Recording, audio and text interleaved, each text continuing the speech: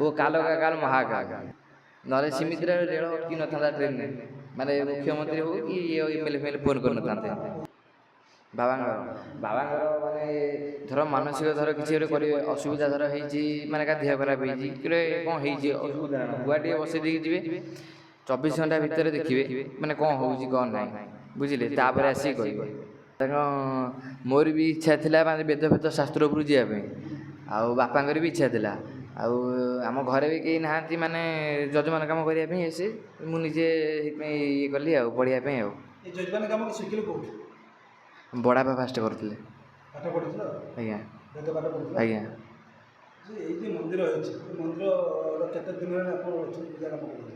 ହେଇଗଲାଣି 7 ମାସ। 7 ମାସ ପୂଜା କାମ କରୁଛନ୍ତି? 6 ମାସ 7 ମାସ ହେଇଗଲାଣି ଆଉ। ଗୁଆ ବସିଲେ ଧର ମାନେ ଦେହ ଖରାପ ହେଇଥାଉ ମାନେ ବାହାଘର ହେଇଥାଉ ନ ହେଇଥାଉ କି ପିଲାପିଲି ହୁଅନ୍ତୁ ନ ହୁଅନ୍ତୁ ମାନେ ଅଲଗା ଯେକୌଣସି ମାନେ ଇଏ ରହିଲା ତାକୁ ଗୁଆ ଟିକେ ବସିକି ପୂଜାରେ କରିକି କ୍ଷୀର ଫିର ଢାଳିକି ଯଦି ଇଏ କରନ୍ତି ତାହେଲେ ମାନସିକ 24 ଘଣ୍ଟା ଭିତରେ ଭଲ ହେଇଥାଏ।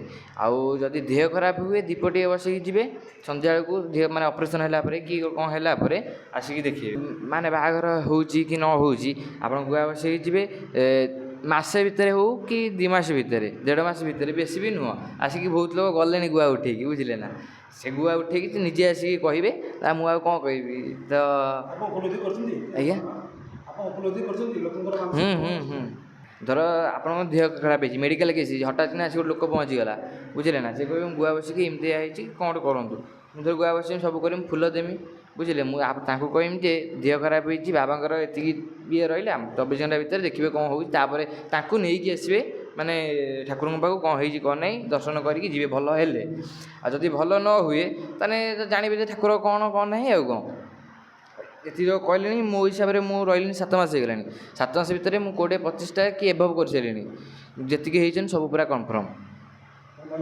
ଆଜ୍ଞା।